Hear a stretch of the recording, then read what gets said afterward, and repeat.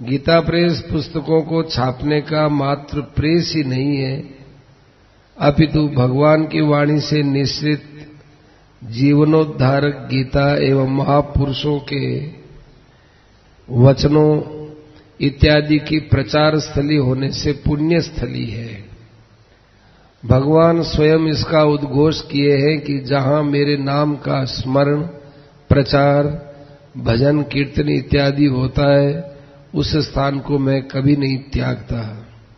ना हम बसामि वैकुंठे योगिनाम हृदयेन च मद्भक्ता यत्र गायन्ति तत्र तिष्ठामि नारद। गीता प्रेस की स्थापना का उद्देश्य ईश्वर प्रेम, सत्य, सदाचार और सद्भावों के प्रचार हेतु मानव सेवार्थ सद्ग्रंथों का प्रकाशन करना है। गीता प्रेस की स्थापना के पहले गीता की पुस्तक मिलनी बड़ी दुर्लभ थी। मिलती थी तो पाठ शुद्ध नहीं होता था, मूल्य भी दे पाना सर्वसाधारण के लिए सुलभ नहीं था। जयदयाल जी गोविंदका के मन में ये भाव बड़ा प्रबल था कि हम लोगों को गृहस्थाश्रम में सुख शांति कैसे मिले तथा हमें भगवत प्राप्ति हो सके। उनके एक ही लगन थी कि मानव मात्र इस भवसागर से कैसे पार हो। मनुष्य जन्मता है, बड़ा होता है, परिवार में रहता है, परिवार के साथ मोह करता है, मर जाता है। इस प्रकार पशुवत जीवन व्यतीत कर अन्य योनियों में चला जाता है। जीवन चिंता, शोक और दुखों से घिरा रहता है।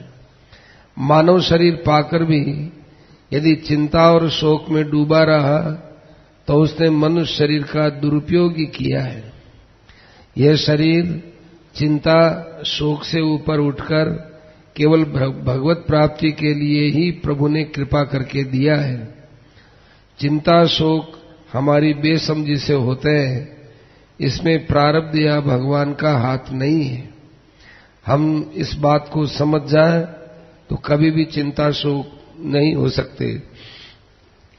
साधक भाई बहनों की धारणा है कि भगवत प्राप्ति के लिए तो एकांत में जाना होगा, कहीं तीर्थों में रहना होगा, कहीं वन में रहना होगा, वहां जाकर कठोर परिश्रम, साधन, तपस्या करनी होगी, तब कहीं जाकर भगवत प्राप्ति संभव है।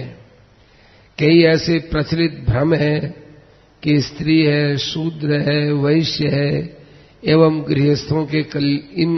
गृहस्थों का कल्याण नहीं होता इत्यादि के समाधान में सेठ जी ने शास्त्रानुसार ही इन बातों पर जोर दिया कि माताएं बहनें पति की सेवा से, व्यापारी शुद्ध व्यापार से, पुत्र पिता माता की सेवा से, शिष्य गुरु की सेवा से, गृहस्थ अतिथि की सेवा से तात्पर्य सभी लोग भगवत प्राप्ति कर सकते हैं। इन्हीं भावों के प्रचार तथा भगवत गीता के प्रचार के द्वारा मानव मात्र के कल्याण के उद्देश्य से उन्होंने गीता प्रेस की स्थापना की। मानव मात्र भगवत प्राप्ति हेतु जागृत हों, इसके लिए गीता प्रेस से श्रीमद् भगवत गीता के साथ साथ रामायण, पुराण, उपनिषद, भक्त चरित्र, नित्य पाठ, भजन साधन एवं बालोपयोगी, स्त्रियोपयोगी, सर्वोपयोगी पुस्तकें, चित्र कथा इत्यादि तथा जयदयाल जी गोविंद का माने सेठ जी, हनुमान प्रसाद जी पौद्दार माने भाई जी एवं स्वामी राम सुखदास जी महाराज के प्रवचनों को पुस्तक के रूप में प्रकाशित किया जाता है। दिन प्रतिदिन भगवत कृपा से प्रकाशनों की संख्या बढ़ती चली जा रही है। हिंदी भाषी लोगों की सुविधा तथा मांग पर हिंदी, संस्कृत के अतिरिक्त बंगला, गुजराती, मराठी, तमिल, तेलुगु, कन्नड़, ओडिया, असमिया, मलयालम, पंजाबी, नेपाली, अंग्रेजी, उर्दू भाषाओं में भी पुस्तकें प्रकाशित हो रही हैं। मासिक पत्र कल्याण का शुभारंभ। मारवाड़ी अग्रवाल सभा का 8वां अधिवेशन चैत सुदी 1 से 3 संवत 1983 13, 14, 15 अप्रैल सन 1926 को दिल्ली में हुआ। श्रद्धेय सेठ जी द्वारा नियुक्त स्वागताध्यक्ष आत्माराम जी खेमका ने भाई जी द्वारा तैयार किया हुआ भाषण पढ़ा। उस अधिवेशन में घनश्याम दास जी बिड़ला भी आए हुए थे। भाषण के विचार यद्यपि बिड़ला जी के अपने अनुकूल नहीं थे, परंतु जन साधारण इनसे बहुत प्रभावित हुआ। ये बात स्वयं बिड़ला जी ने कही। वे भाई जी से बोले, यदि तुम लोगों के पास अपने ही विचारों का, सिद्धांतों का एक पत्र हो तो तुम लोगों को और भी सफलता मिल सकती है। तुम लोग अपने विचारों का एक पत्र निकालो। अधिवेशन समाप्त होने पर सब लोग अपने अपने गंतव्य स्थान की ओर चल पड़े। उस समय सेठ जी चूरू से भिवानी आए हुए थे। उन्हें बांकुड़ा जाना था। सत्संग के लिए भिवानी में ठहर गए। हनुमान प्रसाद जी पौद्दार के मन में आया कि सेठ जी से मिलता चलूं। भिवानी से रेवाड़ी तक साथ आकर रेवाड़ी से बंबई चला जाऊंगा। भिवानी का सत्संग करके सेठ जी ने बांकुड़ा के लिए प्रस्थान किया। गाड़ी में अधिवेशन की चर्चा छिड़ गई और उसी प्रसंग में भाई जी ने घनश्याम दास जी बिड़ला के पत्र निकालने की सलाह वाली बात कह डाली। पास में लच्छीराम जी मुरोदिया बैठे हुए थे। मुरोदिया जी सुनते ही बोले, बस बस बस बस, ये बात बिल्कुल ठीक है, अवश्य ही कोई पत्र निकालना चाहिए।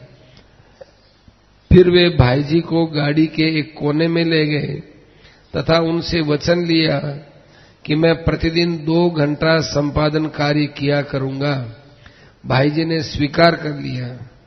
भाई जी से वचन लेकर फिर वे मुरोदिया जी सेठ जी के पास आए तथा पत्र निकालने की स्वीकृति मांगी।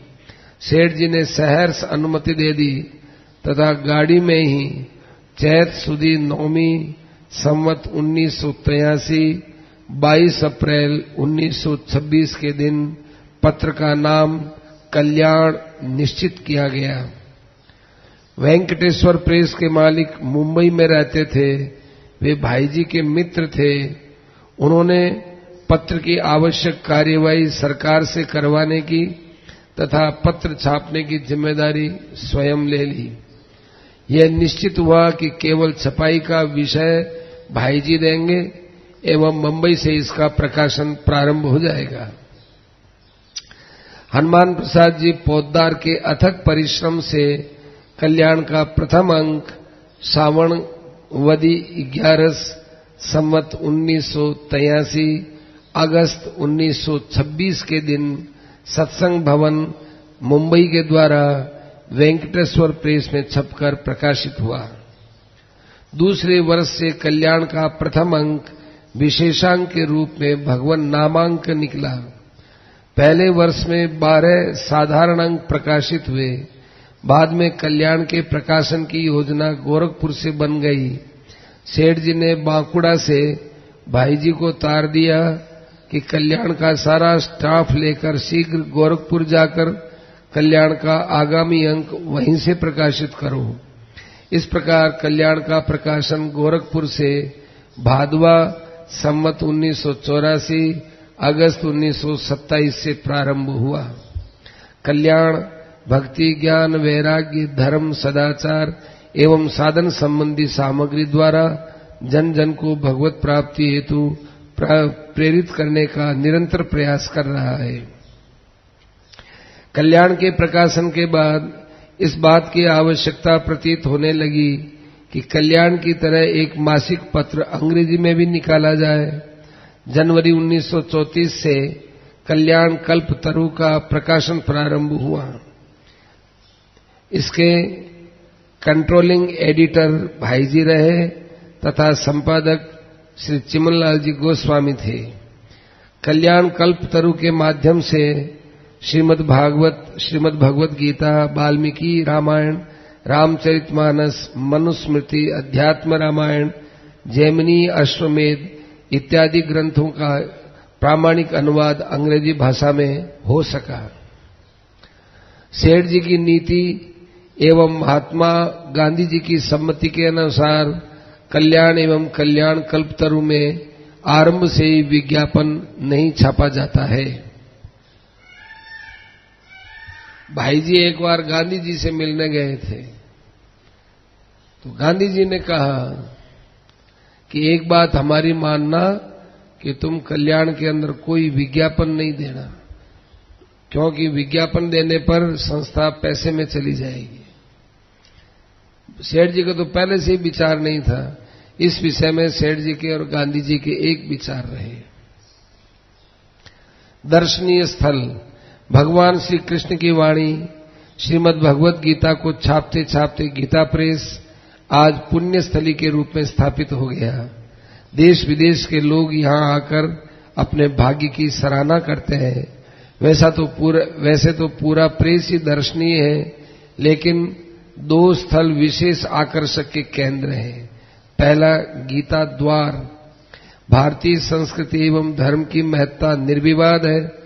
हमारी सनातन संस्कृति के अनेक कलापूर्ण प्राचीन प्रतीक देश में स्थान स्थान पर हैं। भारतीय मंदिरों में जो कला सौंदर्य है वो विश्व के किसी भी कला मर्मज्ञ को मुग्ध कर देता है। कला सौंदर्य के साथ उनमें गूढ़ धार्मिक एवं आध्यात्मिक तत्व निहित है। ये स्वाभाविक है कि अपने किसी निर्माण में हम देश की इस गौरवमयी प्राचीन कला से प्रेरणा ग्रहण करें। इसलिए गीता प्रेस का प्रवेश द्वार बनाने में देश के विख्यात प्राचीन मंदिरों से प्रेरणा ली गई। बौद्ध, जैन एवं सिख मंदिरों की कला प्राचीन हिंदू कला का एक अंग है। इसलिए प्रवेश द्वार के निर्माण में सनातन धर्म के मंदिरों के अतिरिक्त बौद्ध, जैन एवं सिख धर्म के मंदिरों की कला से भी प्रेरणा ली गई है।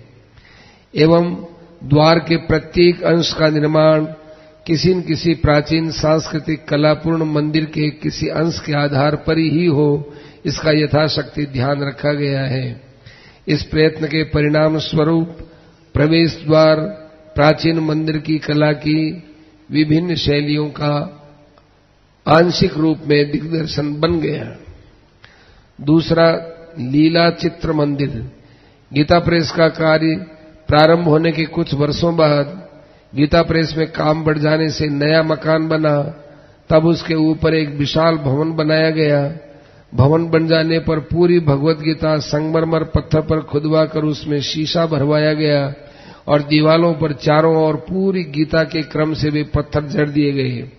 इसके साथ साथ संत कबीर, तुलसीदास, दादू, सुंदरदास, रहीम, नारायण स्वामी आदि के चुने हुए लगभग 700 दोहे, चौपाई आदि सुंदर अक्षरों में भवन के बाहर भीतर दीवालों पर लिखवाए गए। कल्याण के लिए वर्षों से शास्त्रानुसार भगवान की लीलाओं के चित्र बनवाए जा रहे थे। उनका बड़ा संग्रह था। उनमें से कुछ चित्र चुने गए और बहुत से नए चित्र भवन में लगाने के लिए बनवाए गए। पुराने हस्त निर्मित चित्र इकट्ठे किए गए, फिर सब पर फ्रेम लगवाकर उन्हें सजा दिया गया। भगवत कृपा से तत्कालीन चित्रकारों ने रामलीला और कृष्ण लीला तथा अन्य देवी देवताओं आदि के जो चित्र बनाए वे इतने सजीव हैं कि उन्हें देखकर सदाई देखते रहने की इच्छा रहती है।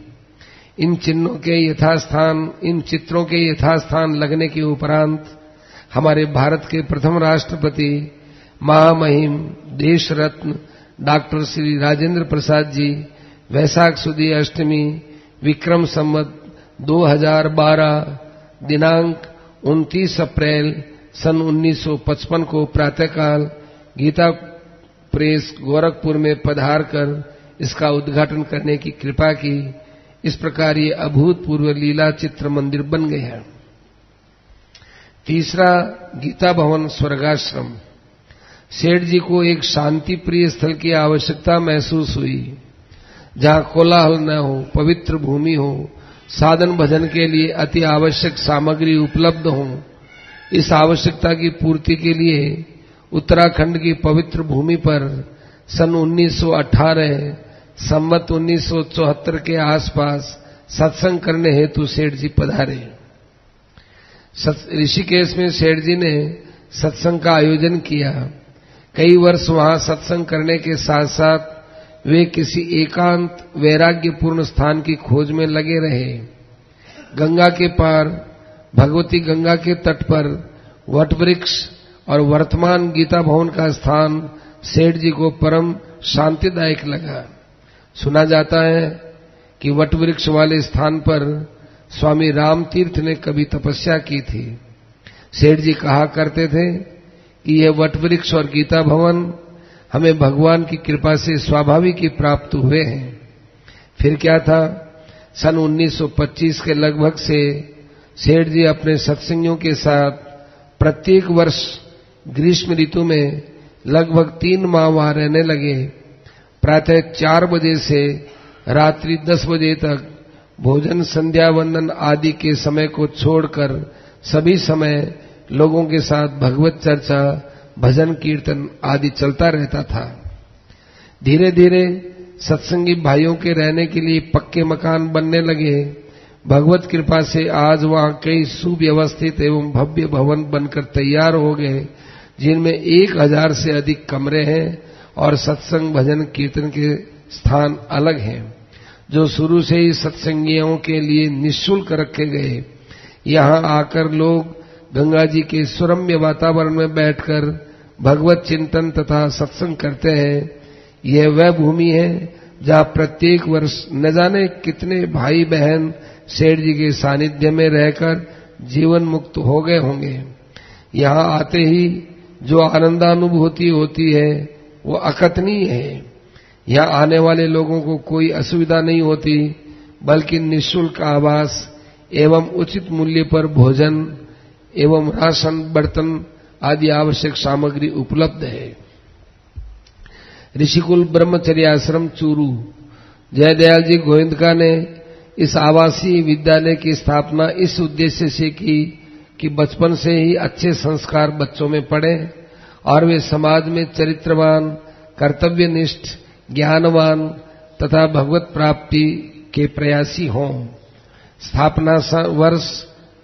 स्थापना वर्ष 1924 ईस्वी से ही शिक्षा, वस्त्र, शिक्षण सामग्री इत्यादि आज तक निःशुल्क है। उनसे भोजन खर्च भी नाम मात्र का लिया जाता है। गीता भवन आयुर्वेद संस्थान आयुर्वेद विश्व की प्राचीनतम चिकित्सा पद्धति है। जयदयाल जी गोविंदका आयुर्वेदिक औषधियों का ही सेवन करते थे। शुद्ध आयुर्वेदिक औषधियों के निर्माण के लिए गीता भवन में व्यवस्था की गई ताकि हिमालय की ताजा जड़ी बूटियों एवं गंगा जल का उपयोग करके शुद्ध आयुर्वेदिक औषधियां जन सामान्य को सुलभ कराई जा सके। निःशुल्क आयुर्वेदिक औषधियों का संचालन भी किया गया। इस समय स्वर्गाश्रम गोरखपुर, चूरू, कलकत्ता एवं सूरत में निःशुल्क औषधि वितरण की भी व्यवस्था है। पहले कलकत्ता में भी औषधियों का निर्माण होता था। छठी एक संस्था है परम सेवा समिति। मनुष्य भगवत प्राप्ति करे यह उनकी प्रबल धारणा थी, क्योंकि मनुष्य जन्म पाना ही भगवत की कृपा है, भगवान की कृपा है। इस अवसर को कोई व्यर्थ खो दे ऐसा वे चाहते नहीं थे। अंतकाले च मामेव स्मरण मुक्त्वा कलेवरम यह प्रयाति समद्भावम याति नास्त्यत्र संशय है। जो पुरुष में मुझको स्मरण करता हुआ शरीर का त्याग करता है वह मेरे साक्षात स्वरूप को प्राप्त होता है, इसमें संदेह नहीं। इस श्लोक पर चिंतन करके सेठ जी ने एक परम सेवा समिति का गठन किया। सत्संगी भाइयों से मरणासन्न व्यक्ति के पास जाकर भगवान नाम सुनाने की विशेष प्रेरणा दी। स्वयं भी संध्या आदि नित्य नियम और सत्संग छोड़कर भी मरणासन्न व्यक्ति को भगवान का नाम सुनाते थे। इस कार्य से इन परम भागवत कर्मनिष्ठ ने अधिक से अधिक लोगों को भगवत प्राप्ति कराने के लिए आजीवन कार्य किया।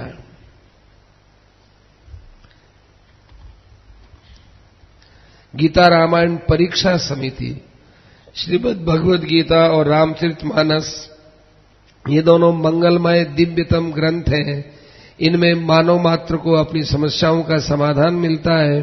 तथा जीवन में अपूर्व सुख शांति का अनुभव होता है। संपूर्ण विश्व में इन अमूल्य ग्रंथों का समादर है। इन ग्रंथों के प्रचार के द्वारा लोक मानस को अधिकाधिक परिष्कृत करने की दृष्टि से श्रीमद् भगवत गीता और रामचरितमानस की परीक्षाओं का प्रबंध किया गया। दोनों ग्रंथों की परीक्षाओं में बैठने वाले लगभग 10,000 विद्यार्थियों के लिए लगभग 200 परीक्षा केंद्रों की व्यवस्था की गई। नियमावली मंगाने के लिए कृपया निम्नलिखित पते पर व्यवहार होता है। 8वां नाम जप विभाग। सन 1927 में कल्याण के 6 अंक प्रकाशित होने के सत्संग में ये विचार उठा कि हरे राम राम राम हरे हरे, हरे कृष्ण कृष्ण कृष्ण हरे हरे मंत्र का 3.5 करोड़ जाप किया जाए। इसके लिए कल्याण पत्र के माध्यम से जनसाधारण को सूचना दी। जब किसी भी तिथि से किसी के भी द्वारा किया जा सकता है, लेकिन पूर्ति चैत्र पूर्णिमा को ही हो। उसी समय से आज तक जप करने वाले भाई बहन मंत्र संख्या की सूचना नाम जप विभाग गीता प्रेस को भेजते हैं। प्रतिवर्ष की नाम जप संख्या कल्याण में प्रकाशित भी होती है। साधक संघ। मानव जीवन की सर्वतोमुखी सफलता आत्म विकास पर ही अवलंबित है।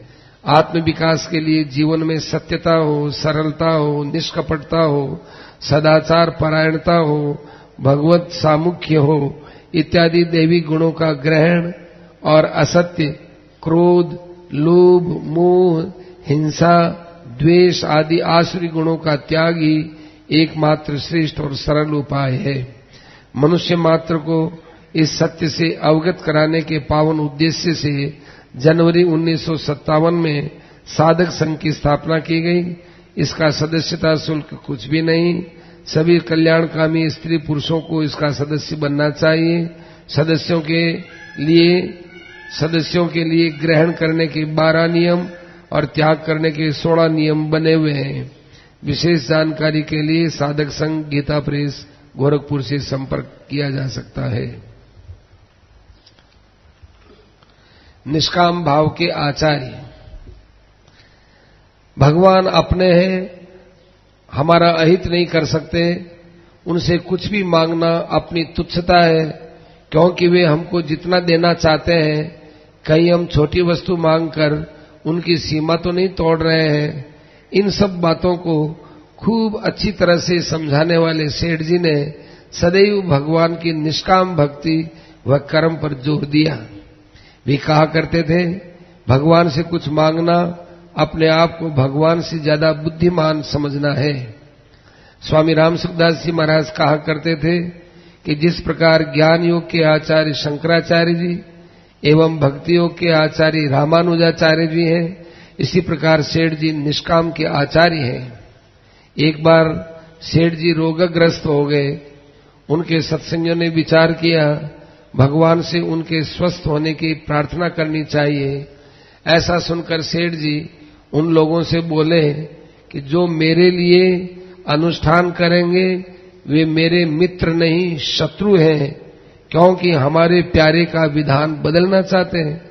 यदि तुम लोग ऐसा करोगे तो मैं भगवान से यही प्रार्थना करूंगा कि वे तुम्हारी प्रार्थना बिल्कुल न सुने, और यही कहूंगा कि हे भगवान, आपको जैसा करने में प्रसन्नता का अनुभव हो वैसा ही आप करो। इतने निष्काम। एक बार भगवान विष्णु ने अपने चतुर्भुज रूप से सेठ जी को साक्षात दर्शन दिया। सेठ जी ने सोचा, इनको तो मैंने बुलाया ही नहीं था, ये क्यों आए। उसी क्षण उन्हें स्फुरना हुई, निष्काम भक्ति के प्रचार के लिए संभवतः इन्होंने दर्शन दिया है। तब से वे निष्काम भक्ति के प्रचारक हो गए। भगवान से भी नहीं कहा कि आप मेरे को दर्शन दो, और दर्शन दिया तो कि मैंने बुलाया ही नहीं, क्यों आए वही। तो अपने आप भाव जागृत हुआ कि निष्काम भाव के लिए, निष्काम भाव के प्रचार के लिए। तब से वे निष्काम भक्ति के प्रचारक हो गए। आपने पूरे जीवन भर में केवल एक ही सकाम प्रार्थना की थी भगवान सूर्य से कि हे सूर्य भगवान, यदि पर स्त्री में मेरी पाप बुद्धि हो जाए तो आप मुझे उसी समय भस्म कर देना। वे पर स्त्री को स्पर्श तक नहीं करते थे तथा बिना घरवालों को साथ लिए स्त्रियों को अकेले सत्संग इत्यादि में आने से मना करते थे। लेकिन क्या करें, धर्म, नीति और मर्यादा का पालन करना उनके लिए बहुत सहज और सरल था और जन जन में उनके प्रति बड़ा विश्वास भी हो गया कि हमारे घर की कोई भी बहू, बेटी, स्त्री यदि गीता भवन जाएगी, सेठ जी के संरक्षण में रहेगी तो किसी प्रकार का कोई उनको अनुचित नहीं लगता था। कुछ प्रसंग है। एक बार निष्काम भक्ति के उदाहरण में सेठ जी ने कहा कि यदि कुछ विधर्मी, जो कहना तो नहीं चाहिए सभा में, लिखा है, एक बार निष्काम भक्ति के उदाहरण में सेठ जी ने कहा कि यदि कोई विधर्मी मेरी पत्नी के साथ बलात्कार का प्रयास करे तो मैं अपनी शक्ति भर उसे बचाने का प्रयास करूंगा, परंतु मेरे मन में यह नहीं आएगा कि हे भगवान आप हमारी रक्षा करो। मेरी तरफ से मैं मर मिटूंगा बचाने के लिए, पर भगवान से प्रार्थना नहीं करूंगा। एक बार सेठ जी को एक्जिमा हो गई। एक्जिमा का है मैं बैठ जी है, चर्म रोग, अच्छा, दाद सुना तो हाँ, नहीं ठाक हो नहीं हो, अच्छा ठीक। एक बार सेठ जी को बीची एक्जिमा हो गई है, खा जावे।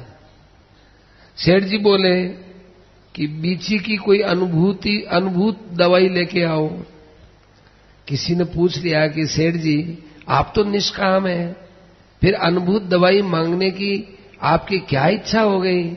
आपकी निष्कामता कहां चली गई? अथवा आपके ऐसी दवाई मंगाने का क्या उद्देश्य है? सेठ जी बोले, अरे हम क्रिया पागल की तरह थोड़ा ही करेंगे। निष्काम तो भाव है, क्रिया हमारी पागलों की तरह थोड़ा ही होगी। काम तो बड़ी सावधानी से, बुद्धिमानी से करना है, परिणाम में समता रहे, निष्काम भाव रहे, यही हम चाहते हैं। सेठ जी के बीची होने पर एक सज्जन उनकी दवा लगा रहे थे। सेठ जी बोले कि भाई जितने प्रेम से, श्रद्धा से तू मेरे दवाई लगा रहा है, वैसे ही औरों के भी इसी प्रकार, इसी भाव से यदि तू दवाई लगाए तो तेरी तत्काल मुक्ति हो जाए। मेरे लगाने से तो इतनी मुक्ति नहीं होगी, दूसरे के ऐसा भाव रख के करे तो मुक्ति हो जाए। घनश्याम जी से सेठ जी ने अंत समय में पूछा, घनश्याम तू भगवान के पास जाकर के कहोगो? वो घनश्याम जी को घनश्याम बोलते थे। घनश्याम तू भगवान के पास जाकर के कहेगो? घनश्याम जी बोले, उनसे कहूंगो कि सारे संसार को भ्रष्टाचार मिटा दे। सेठ जी बोले, ना भाई ना, ऐसो वचन नहीं बोलनो। क्यों? अरे मालिक को हुक्म देनो आपनो काम है? नहीं, मालिक को हुक्म थोड़ा ही देनो चाहिए। तब घनश्याम जी ने पूछा, तो फिर के कहूं? तो सेठ जी ने कहा कि बोलना चाहिए कि आपको जैसा जचे उस तरिया करो, जैसे जचे उस तरह करो। एक बार सेठ जी के सिर में दर्द हो रहा था। किसी भाई ने कहा कि सेठ जी आप ध्यान लगा लें तो सिर दर्द दूर हो जाएगा। सेठ जी बोले, क्या सिर दर्द को दूर करने के लिए ध्यान जैसी चीज को खत्म करूंगा? कोई व्यक्ति पत्थर के लिए, सामान्य पत्थर के लिए हीरे को खर्च करेगा? स्वर्गाश्रम में एक बार सेठ जी वटवृक्ष के नीचे बैठे थे। एक विदेशी आदमी ने कैमरे से उनका चित्र लिया। वो लेने लगा, उन्होंने अपने चेहरे पर गमछा डाल दिया। लोगों ने कहा कि ये क्या है? सेठ जी ने कहा कि ये मुझे मुर्दे की पूजा नहीं करवानी है। ये तो चित्र लेना तो मुर्दे की पूजा करनी है, मुर्दे की पूजा नहीं करवानी है। सेठ जी अपना चित्र खिंचवाने में, छपवाने में, पुजवाने में सख्त विरोधी थे। एक बार किसी सज्जन ने कहा कि सेठ जी, आप ऋषिकुल चुरू के लिए थोड़ा फंड जमा करा दो ताकि ब्याज से संस्था आराम से चले। सेठ जी बोले कि यदि अच्छा काम होगा तो धन की कमी नहीं रहेगी, खराब काम होगा तो हमें चलाना नहीं है। वे सकाम अनुष्ठान के पक्ष में बिल्कुल नहीं थे। कोई सकाम अनुष्ठान के विषय में पूछता कि सेठ जी, मैं कौन सा अनुष्ठान करूं जिससे मेरे धन हो जाए, मेरे पुत्र हो जाए, मेरा दुख मिट जाए, मेरा संकट टला जाए, तो उत्तर देते कि मुझे इसका अभ्यास नहीं है।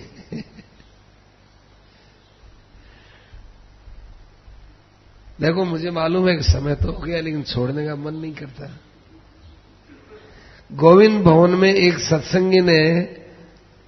एक सत्संगी को उन्होंने बताया कि सुनो, थे मेरी बात सुनो, अभी तुम्हारे धारणा है कि मेरे संग से तुम्हें मुक्ति मिल जाएगी, इसलिए मेरे से तुम प्रेम करते हो। यदि तुम्हारे ये जच जाए कि जयदयाल के संग करने से हमें नरक में भी जाना पड़े तो कोई हर्जा नहीं है, हम जयदयाल की बातों से प्रेम करेंगे, तब आपका प्रेम निष्काम होगा। अभी तो आपको ये लगता है कि हमारी मुक्ति हो जाएगी, इसलिए हम सेठ जी कह रहे नहीं, नरक में जाओगे। ऐसा ही तुम्हारे मन में जच जाए फिर भी मेरी बातें सुनो तो फिर निष्काम प्रेम है। एक बार सेठ जी गोरखपुर के कुष्ठाश्रम की एक सभा में गए। सेठ जी से कुछ बोलने को कहा। सेठ जी ने कहा, आप लोग जो ये सेवा का काम करते हैं ये बहुत अच्छा है, परंतु आप जिनकी सेवा करते हो उनका अपने ऊपर ऋण मानना चाहिए। कारण आपने तो समय लगाकर इनकी भौतिक सेवा की और आपका निष्काम भाव होने से अंतःकरण शुद्ध हो गया, आप तो भगवान के निकट पहुंच गए, इसलिए इनसे बड़ी सेवा तो आपकी अपने की है। ये सेवा का मौका इन्होंने दिया, तब ने आपको मौका मिला है। ये अलौकिक लाभ इनके बिना कैसे मिलता? इसलिए जिनकी आप सेवा करते हो उनका ऋण मानना चाहिए, तब आपकी सेवा सेवा कहलाएगी। एक दिन गीता भवन में सत्संग हो रहा था। लोग अपने जूते वहीं खोल दिए थे, सेठ जी ने भी वहीं खोल दिए थे। तो गीता भवन में किसी का एक जूता सेठ जी के पांव की ठोकर से आगे खिसक गया। सेठ जी गोपाल जी मोहता का हाथ पकड़े हुए थे। 2 कदम आगे चलकर वापस लौटे और उस जूते को वापस यथास्थान करके बोले, तुम लोगों के रग रग में सकामता भरी पड़ी है।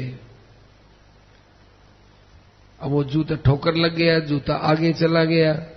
गोपाल जी मोहता थे, बीकानेर गए थे, अब तो नहीं है संसार में। तो वे 2 कदम आगे जाकर वापस ला करके उस जूते को वहां रख दिया। तो सेठ जी बोले, तुम लोगों के रग रग में सकामता भरी पड़ी है। गोपाल जी मोहता ने कहा कि सेठ जी, जूता उधर चला गया, इसको यहां रख दिया, इसमें सकामता निष्कामता क्या हुई? सेठ जी ने कहा, यदि हमारा जूता पड़ा रहता तो तुम अपने हाथ से ठीक करते ना। अपने स्थान पर न मिलने के कारण उसका जूता था, उसको तो अब खोजना पड़ेगा। तुम्हें जिसमें लाभ दिखे वो काम तो करना, और जिसमें लाभ नहीं दिखे उस काम को नहीं करना। यही तो सकामता और निष्कामता है, कोई सींग पूछ थोड़ा ही होती है। एक बार किसी के स्वास्थ्य के लिए किसी ने महामृत्युंजय जप करवाने के लिए सेठ जी से पूछा। सेठ जी ने डांट करके कहा, सलू के लिए भैंस काटना चाहते हो? सलू का होता है जूता सिलाई के लिए काम में लेने वाला चमड़े का धागा। सलूकी के लिए भैंस काटना चाहते हो? इस समय तो उसे भगवत प्राप्ति हो सकती है। महामृत्युंजय का जाप करा करके थोड़े से श्वास और बढ़ जाएंगे, और क्या होगा? डांट दिया उसको। एक बार प्रवचन में सेठ जी ने कहा, कभी यदि भगवान दर्शन दें और वर मांगने के लिए कहें तो क्या कहना चाहिए? आप क्या चाहें, आप क्या मांगेंगे, आपको क्या चाहिए? संसार में आपसे बड़ी कोई चीज नहीं है। भगवान से अब यही कहना चाहिए, भगवान से यही कहना चाहिए कि अब आप हमको मिल गए, संसार में आपसे बड़ी क्या चीज है, वह आप मिल गए, अब हमें क्या चाहिए बताओ? आपसे बढ़कर क्या चीज है? आपसे संयुक्त होने के कारण मैं आपसे बड़ा हो गया, अब आपको क्या चाहिए वो आप मेरे से मांगो ना, कि आपको क्या चाहिए। उल्टे भगवान को कहना चाहिए कि आप मांगो मेरे से, कि तेरे में देने की सामर्थ्य कहां से आई, बस आपसे मिल लिया इसलिए आपसे आ गई, आप मांगो क्या चाहिए। ऐसे निष्काम थे सेठ। अब काम कैसे करते थे सेठ जी, उसके ऊपर